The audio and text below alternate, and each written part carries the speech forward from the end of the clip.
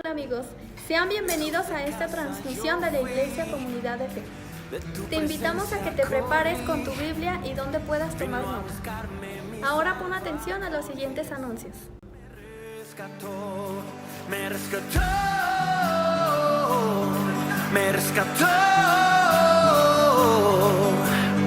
vino a buscarme mi Salvador Jesús, me rescató,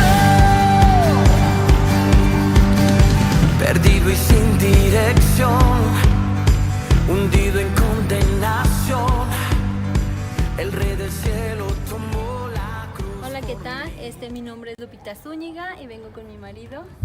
Hola, yo soy Julio César Córdoba, esposo de Lupita.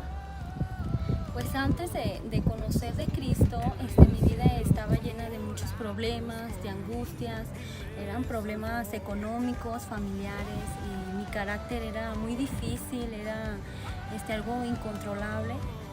Y hoy que ya conocemos de Cristo, mi familia y yo, nos ha llenado de amor en mi familia, los problemas han reducido y son menos difíciles, los ponemos en las manos del Señor y pues Él les da salida, ¿no? Y agradecemos con gozo a Dios por las bendiciones que Él ha hecho en nuestras vidas. Y ahora estamos en el servicio del Señor, mi familia y yo, en gratitud por todo lo que nos ha dado. Y les animamos para que ustedes también se incluyan, se involucren en las obras del Señor, porque el Señor trae bendición tras bendición y los problemas Él nos va a dar salida. Y pues es un gusto estar aquí y que tengan un excelente día.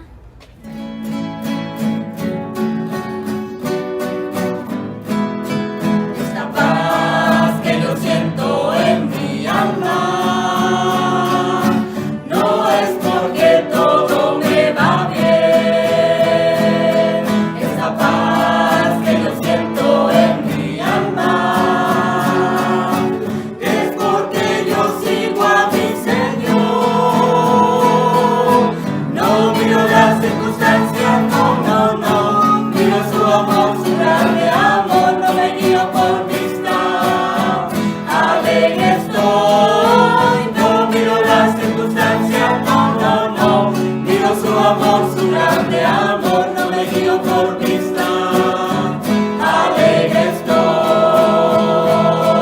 este gozo que yo siento en mi alma no es porque todo me va bien. Este gozo que yo siento en mi alma es porque yo sigo a aquel que es fiel. No miro las circunstancias, no, miro su amor, su grande amor, no me guío por vista. Alegre estoy, no miro las circunstancias, no, miro su amor, su grande amor, no me guío por vista. Alegre estoy, y aunque la higuera no florezca y no haya frutos en la vid, y aunque los montes se pasen al mar y la tierra tiemble de confiar, no miro las circunstancias, no, miro su amor, su grande amor, no me guío por vista. Alegre estoy, no miro las circunstancias, no, miro su amor, su grande amor, no me guío por vista. Alegre estoy.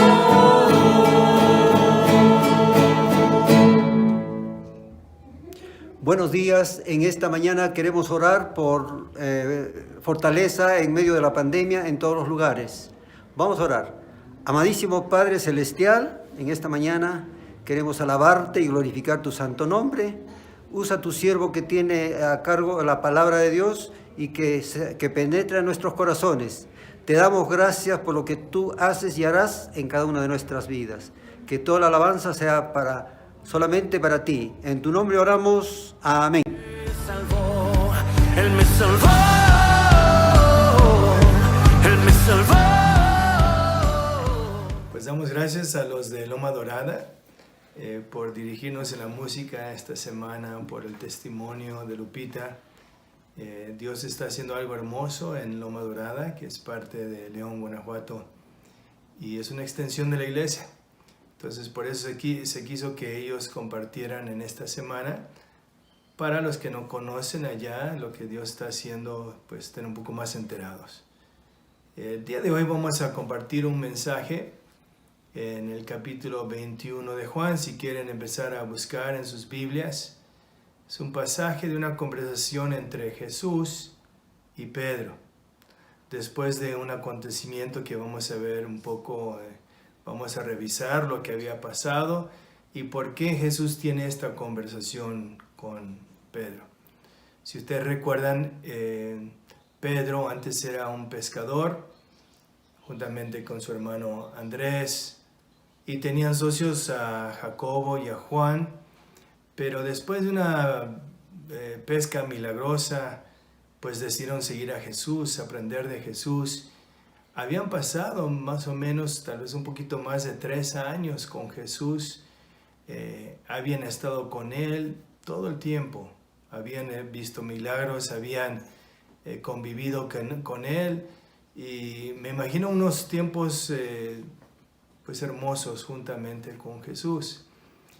Y después de estos 3 años que habían estado con Él, llegó un tiempo crítico en que era el momento en que iban a crucificar a Jesucristo.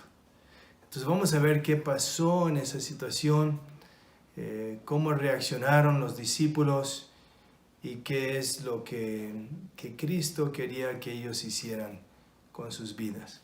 Entonces, para poder entender lo que está en Juan 21, tenemos que regresar a Juan capítulo 18 en adelante, pero quiero leer unos versículos acerca de lo que dice que Jesús estaba haciendo. Dice: Jesús hizo muchas otras señales en presencia de sus discípulos, las cuales no están escritas en este libro, pero estas se han escrito para que ustedes crean que Jesús es el Cristo, el Hijo de Dios, y para que al creer tengan vida en su nombre.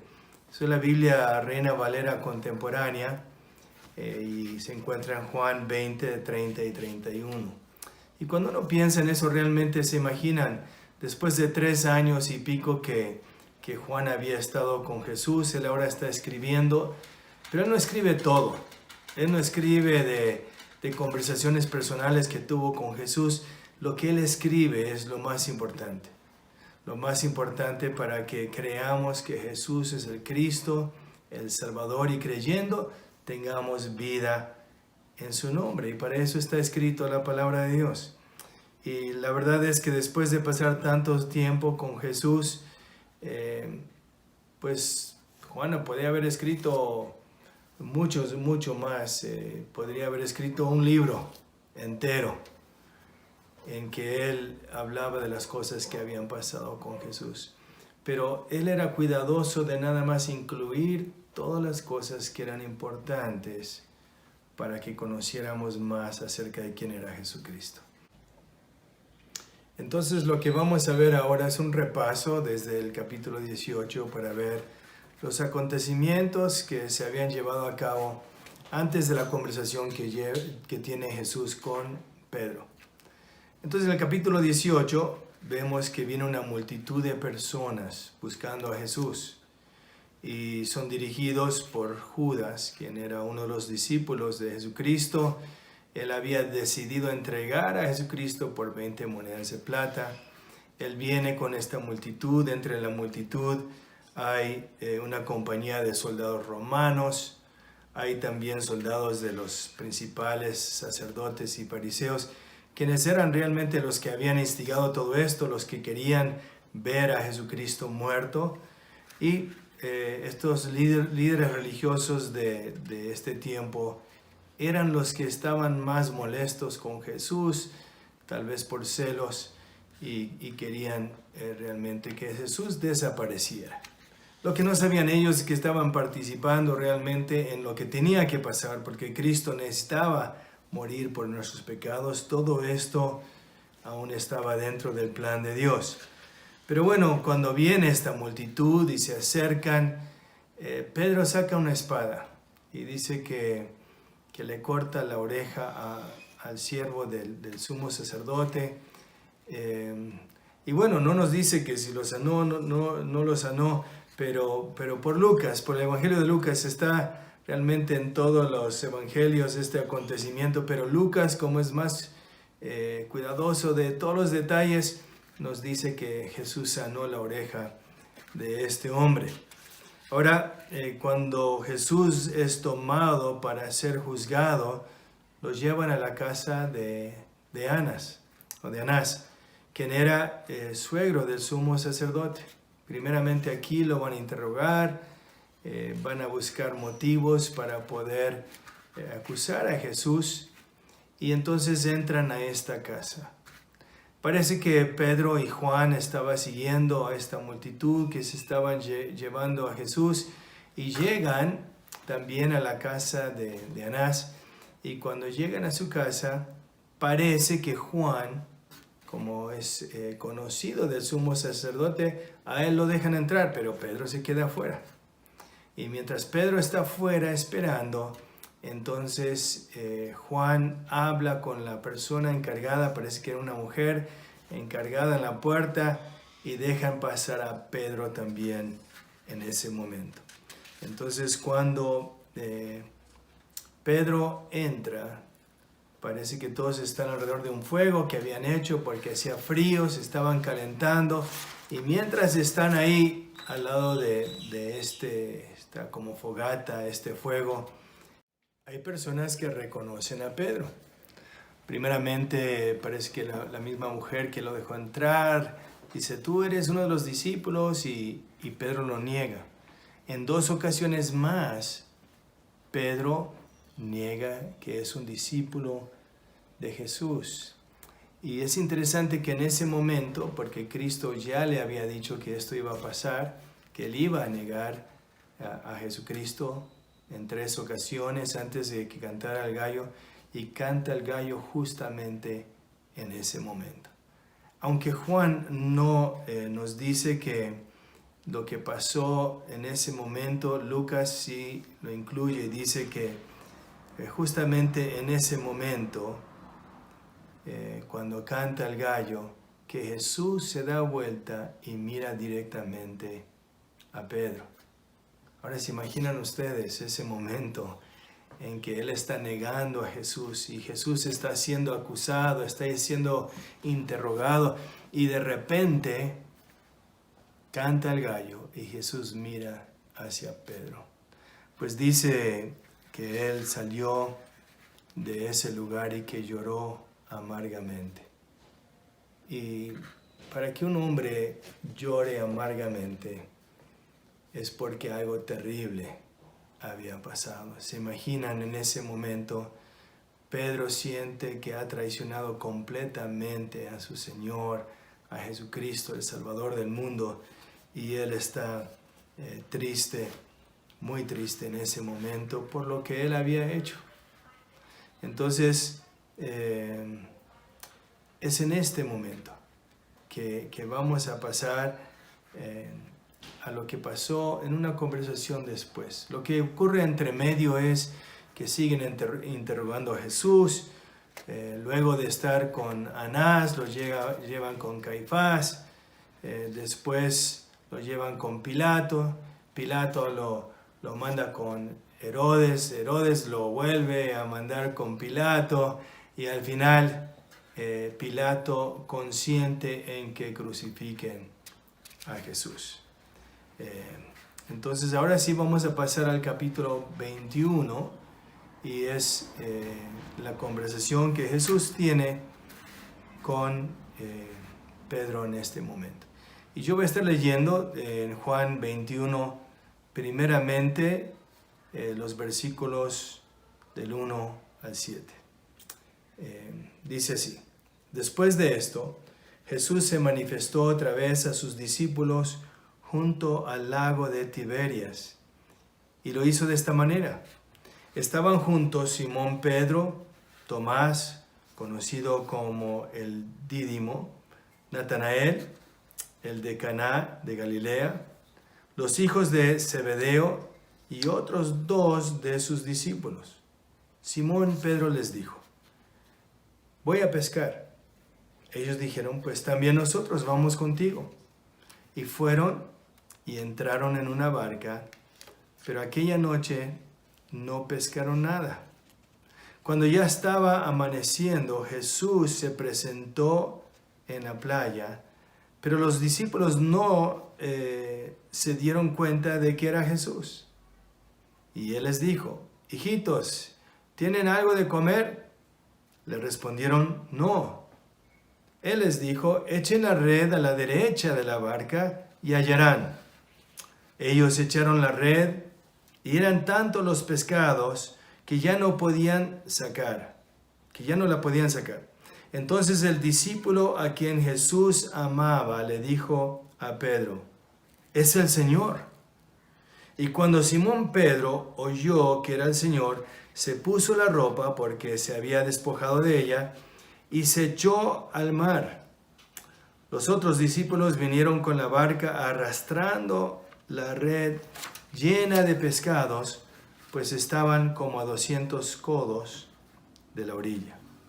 Bueno, interesante, en este tiempo Jesús ya se había manifestado en 2 otras ocasiones, se había presentado ante los discípulos. Ellos estaban reunidos como casi a escondidas y Jesús se presentó ante ellos. La primera vez no estaba Tomás y Tomás estaba molesto porque no había visto a Jesús. Digo: hasta que meta mi dedo en sus manos y en su costado no lo voy a creer. Y luego, después de 8 días, Jesús una vez más estaba con los discípulos y sí estaba Tomás. Ahora, esta es la tercera vez en que Jesús va a estar con los discípulos, pero él está a la orilla y como ellos están como a 100 metros dentro del lago, o sea, no estaban ellos muy cerca de la orilla, estaban más adentro, y Jesús está preguntando que si tenían algo de comer, en otras palabras, ¿pescaron algo? Y su respuesta es no.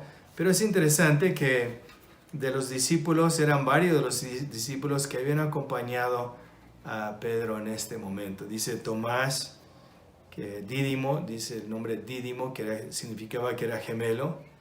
Estaba Natanael, estaban los hijos de Zebedeo, Juan y Jacobo, y otros 2 discípulos más. Había por lo menos 7, 8 discípulos que habían salido a pescar. Y ya habían visto a Jesús en 2 ocasiones, pero yo creo que se les antojó salir a pescar y ahí fueron. Dice que pescaron toda la noche y en la mañana pues ahí estaban todavía pescando cuando se acerca Jesús muy temprano en la mañana, y cuando él pregunta que si habían pescado algo, ellos dijeron no, y él les dice que lo echen al otro lado, a la derecha de la barca. Interesante, ¿no? Que estos pescadores con experiencia le hicieran caso al hombre que estaba en la orilla. Claro que era Jesús. Si sabían que era Jesús, seguramente le hubieran hecho caso, pero no sabían que era Jesús. Entonces, cuando echan las redes al otro lado, pues tienen una pesca que ni la pueden jalar para adentro. Y son varios hombres. Son por lo menos 7 hombres que no pueden con la red porque está muy pesada por tantos peces que estaban. Bueno, si se acuerdan, esto había ocurrido anteriormente, en que cuando Pedro una vez era la primera vez, digamos al principio del ministerio de Jesús, que había ocurrido algo similar, y Juan estaba ahí también, y Juan reconoce inmediatamente que es Jesús. Y le dice a Pedro no le había caído el 20 todavía que era Jesús, y cuando Pedro entiende que es Jesús, pues él no la piensa 2 veces. Él se pone algo de ropa y se echa ahí al mar, y están a como 100 metros, pero a Pedro no le importa. Él quería ver a Jesús, y él empieza a nadar, empieza a acercarse. Mientras los demás de los discípulos están luchando con esta gran pesca, están, dice que arrastrando la red hacia la orilla y Pedro ya buscando a Jesús. Entonces vamos a ver el resto de la historia en el capítulo 21 de los versículos del 15 al 17. Dice que cuando terminaron de comer, porque cuando llegaron a la orilla, pues Jesús tenía unas brasas ahí, estaba esperando para prepararles el desayuno. Entonces dice que cuando terminaron de comer, Jesús le dijo a Simón Pedro: Simón, hijo de Jonás, ¿me amas más que estos? Le respondió: sí, Señor, tú sabes que te quiero. Él le dijo: apacienta mis corderos. Volvió a decirle por segunda vez: Simón, hijo de Jonás, ¿me amas? Pedro le respondió: sí, Señor, tú sabes que te quiero. Le dijo: pastorea mis ovejas. Y la tercera vez le dijo: Simón, hijo de Jonás, ¿me quieres? Pedro se entristeció de que la tercera vez le dijera: ¿me quieres?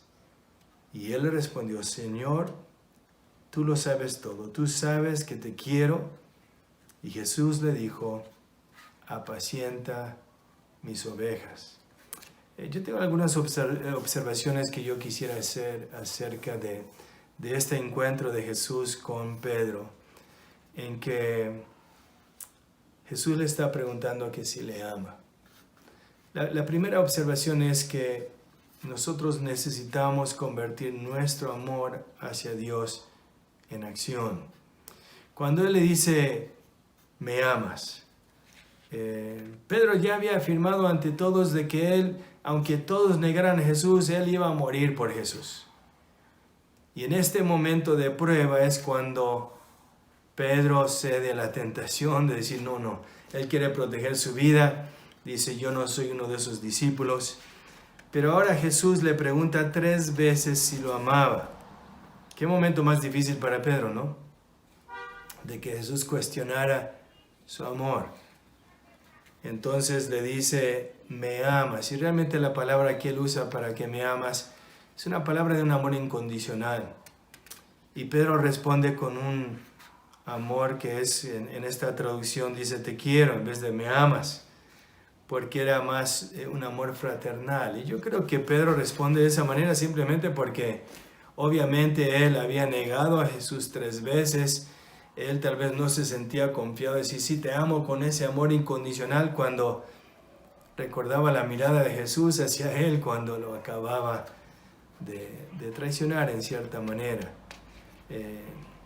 Obviamente Pedro no se sentía digno de decir que lo amaba de una forma incondicional en ese momento. Pero lo que quiero que veamos son las respuestas de Jesús. Cuando le pregunta: ¿me amas?, la primera vez le dice: apacienta a mis corderos. La segunda vez, cuando le pregunta y Pedro dice: sí, tú lo sabes, le dice: pastorea mis ovejas. Y la tercera vez dice: apacienta mis ovejas. ¿Qué está diciendo realmente Jesús en ese momento a Pedro? Le está diciendo: convierte ese amor en un servicio a los demás. O sea, convierte tu amor en acción. Pero tú me habías dicho antes que me amabas, tú dijiste que hasta la muerte. Pero lo que quiero que entiendas es que ese amor que tú tienes lo necesitas convertir en invertir tu vida en la de otros, en servir a otros. Entonces, tenemos que ir nosotros más allá de las buenas intenciones también y tomar acción. Si yo te preguntara a ti: ¿amas a Dios?, tú podrías decir: sí, yo lo amo a Dios con todo mi corazón. Pero te preguntaría: ¿realmente estás sirviendo al Señor? ¿O nada más amas al Señor? ¿Estás realmente invirtiendo tu vida en la de otros? ¿Estás ayudando a otros a que vengan a conocer a Jesucristo? ¿Estás compartiendo la palabra de Dios con otros? ¿O simplemente amas a Jesús y sigues haciendo lo que tú quieres con tu vida? No, realmente nosotros necesitamos transformar ese amor en servir a los demás. Es lo que Cristo hizo. Él vino a dar su vida. Él se humilló Él dio su vida por nosotros. Él invirtió su vida en la de 12, que ellos invirtieron su vida en la demás, y hasta que llegó esa palabra a nosotros. Entonces, si amas a Dios, convierte tu amor en acción. Convierte tu amor a Dios en un servicio a los que están a tu alrededor, porque eso es lo que Dios quiere que hagamos. Y quiero mencionar algo acerca de comunidad de fe. Una de nuestras principales estrategias es compartir la palabra de Dios en los hogares con la gente que todavía no conoce de Cristo Jesús. Y realmente yo diría que si hay un plan que tenemos sobre otros planes, es justamente eso: que las personas que no conocen de Cristo tengan la oportunidad de escuchar el Evangelio, las buenas nuevas de Cristo Jesús. Y por eso usamos las casas.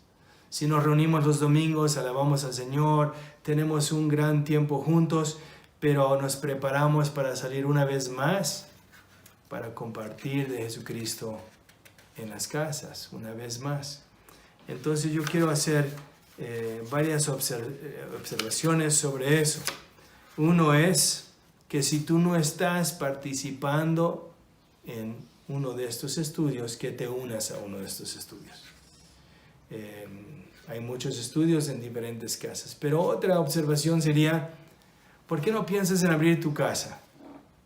Abrir tu casa para que otros, tus vecinos, tus amistades, tus familiares, escuchen el Evangelio de Cristo Jesús. Porque hay personas que no quieren ir a un templo, no quieren ir a un lugar religioso, pero si los invitas a tu casa, tal vez están muy dispuestos a escuchar de la palabra de Dios. Y la tercera observación sobre esto sería, si estás en un grupo en que siempre son los mismos, pues deben hacer cambios para que gente nueva pueda escuchar la palabra de Dios. Porque no se trata de otra reunión, de otro culto de la iglesia. Realmente los grupos en las casas son para que nuevas personas conozcan a Jesucristo. Y si están estancados, si están con las mismas personas siempre, y siempre es el mismo grupo, es tiempo para que analicemos lo que estamos haciendo y demos la oportunidad a otros para escuchar la palabra de Dios. Entonces, hay estudios bíblicos en las casas que existen ahorita que tal vez necesitan ser reestructurados. Necesitan analizar la visión y decir, mira, siempre somos los mismos. Necesitamos alcanzar a otros más para Cristo Jesús. Muy bien, otra observación que yo quisiera hacer acerca de esta conversación que tiene Jesús con Pedro es la siguiente. Es acerca de la gracia de Dios, que es una gracia hermosa. ¿Por qué acerca de la gracia de Dios? Cristo está aprovechando esta oportunidad de platicar, de conversar con Pedro en este momento, para restaurar a Pedro, para que se dé cuenta, mira Pedro, yo quiero usar tu vida. No importa lo que pasaste en ese momento oscuro, difícil, en ese ataque de Satanás sobre tu vida, eso ya no importa. Lo que yo quiero, Pedro, es que tú uses tu vida para bendecir a otros. Entonces vemos la gracia de Dios en este momento en que Él no condena a Pedro por lo que hizo, hasta le había advertido que iba a pasar. Y que cuando eso pasaría, que Él realmente pastorea a los demás, o sea, que invierte su vida en los demás. Entonces, todos nos enfrentamos a ataques. A veces pasamos por pruebas y a veces no pasamos la prueba. Tal vez en un momento difícil en nuestra vida hacemos cosas que uno no debería haber hecho. Pero lo que yo quiero decirles es levántate. Levántate, no importa dónde estás ahorita. Dios tiene planes hermosos para tu vida y tú necesitas levantarte de donde estás. Tú necesitas encaminarte bien con el Señor ahora y usar tu vida para bendecir a los demás. Dios espera crecimiento en nuestra vida. Y a veces aprendemos de cosas que son difíciles, a veces fallamos. Pero yo quiero animarte a que Dios es un Dios de gracia. Dios es un Dios que quiere bendecir tu vida. Él tiene planes hermosos para tu vida y tú necesitas levantarte. Cristo planeaba usar la vida de Pedro. Él lo iba a incluir en los planes que Él tiene. Y Él quiere hacer lo mismo contigo.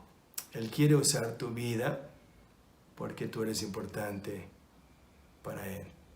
Entonces yo creo que esto que pasó en la vida de Pedro y el hecho que Cristo está diciendo, mira, pero te estoy tomando en cuenta, yo quiero usarte, fue de gran ánimo para Pedro.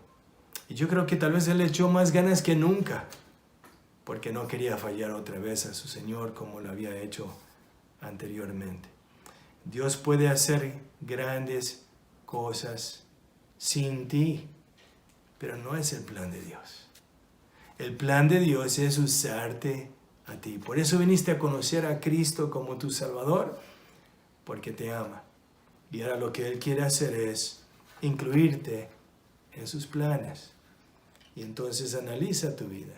Ve cómo tú puedes invertir tu vida en la de otros. La tercera observación que yo quisiera hacer es que tú eres responsable por tu propia vida y no te compares con los demás.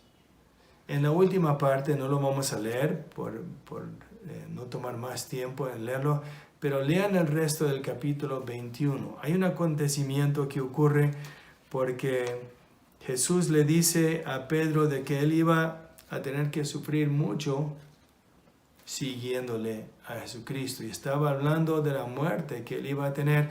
Y aunque la palabra de Dios no nos dice exactamente qué muerte tuvo Pedro, le está avisando de que él iba a tener una muerte difícil.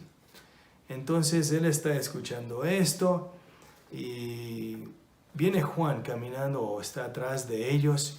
Y entonces Pedro, en otras palabras, o sea, dice, ¿y qué de Juan? O sea, ¿qué le va a pasar a Juan? Y Cristo le responde, ¿y a ti qué? Tú sígueme. Parecen palabras fuertes, ¿no? O sea, pero lo que está diciendo Jesús es, mira, no importa lo que yo voy a hacer con Juan. Lo que yo quiero es que tú sigas el plan que tengo para tu vida. Tú nada más encárgate de seguirme a mí fielmente. Venga lo que venga. Sean cuales sean los planes que yo tenga para tu vida, tú sígueme, tú séme fiel. Entonces, ¿qué está diciendo? Yo creo que lo que está diciendo es que a veces nosotros estamos preocupados por lo que están haciendo otros. Pero lo que necesitamos hacer es invertir nuestra vida en la de otros. Dejar que Dios use nuestra vida de acuerdo a sus planes. Yo creo que a veces miramos a nuestro alrededor y decimos, ¿y por qué no me dio una voz como la de tal persona para que yo cante bonito al Señor? Y nos comparamos con otros. O sea, Dios sabe muy bien quién eres tú. Él tiene planes hermosos para tu vida, pero no son los mismos planes que tiene para otro. Entonces, debes descubrir tus dones. Debes entender que Dios te quiere usar de una forma muy hermosa y deja que Él te use así como eres. No te compares con otros. Que yo no puedo enseñar como el otro, o que yo no puedo predicar como este. Eso ya no importa. Lo que sí importa es que Dios tiene un plan hermoso para tu vida y tú debes llevar ese plan a cabo. Entonces, tu amor por Dios necesita tomar acción sirviendo a otros. Y yo quiero animarte a que este pasaje que acabamos de ver sea de inspiración para tu vida. Dios, Él realmente quiere usarte de una forma hermosa. Así que acepta eso. Descubre cómo tú puedes usar tu vida, tu casa, todo lo que Dios te ha dado para ser de bendición a otros. Tal vez tú en este momento necesitas hacer un compromiso con Dios porque nunca lo has hecho. Tal vez tú hasta ahora no has entregado tu vida a Cristo. Pues eso es lo primero. Lo primero es decidir seguir a Cristo de todo corazón. En estos capítulos que estamos viendo, Cristo fue crucificado, Él resucitó al tercer día y Él le dijo a los discípulos que en su nombre se proclamara la salvación. Y es lo que nosotros queremos hacer como comunidad de fe, que más y más personas conozcan que Jesucristo es el Cristo, el prometido por Dios, el Salvador del mundo, y que creyendo en Él tenemos la vida eterna. Yo te animo que si tú hasta hoy no has entregado tu vida a Cristo, que lo hagas y que le sirvas de todo corazón. Si tú ya has entregado tu vida a Cristo, pues tienes la oportunidad de usar tu vida para ser de bendición para muchos más. Que Dios les bendiga.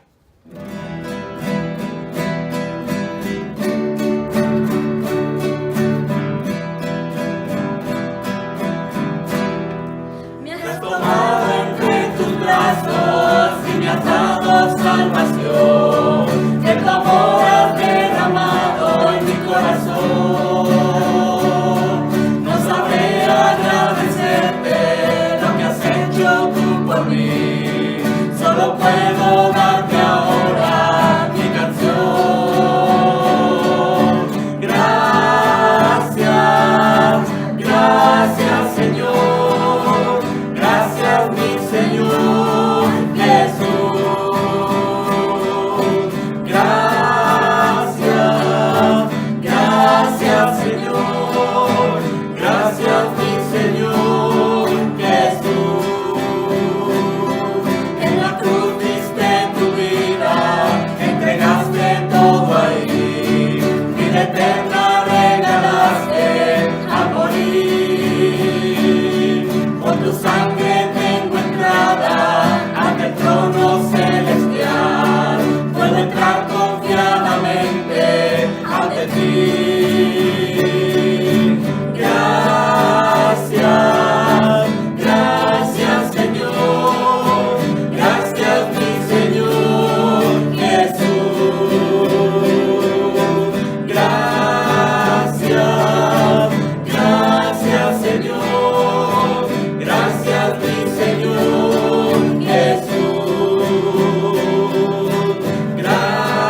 Gracias, gracias Señor. Gracias mi Señor Jesús.